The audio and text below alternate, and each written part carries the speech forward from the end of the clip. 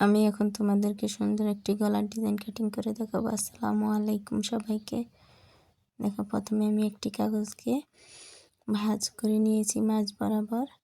তারপর এখন আমি 2.5 ইঞ্চিতে একটি দাগ দিয়ে নিচ্ছি, চওড়া বা আড়ার মাপ যেটা বলো। 5 ইঞ্চিতে এখন আমি লম্বাটা নিয়ে নিয়েছি।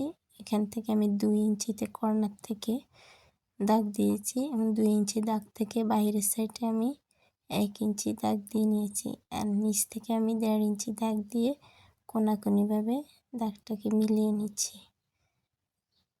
দেখো আমি কিভাবে রাউন্ড শেপটা দিয়ে নিয়েছি, তোমরা ওইভাবে দিয়ে নেবে। তারপর আমি রাউন্ড শেপ অনুযায়ী কাটিংটা করে নিচ্ছি। আমার ভিডিওটা যদি ভালো লেগে থাকে সাবস্ক্রাইব করে দিবা, আর পাশে থাকা বেল আইকনটি প্রেস করে দিবা, যেন আমি যে কোনো নতুন ভিডিও আপলোড করলে সবার আগে তোমরাই দেখতে পাও।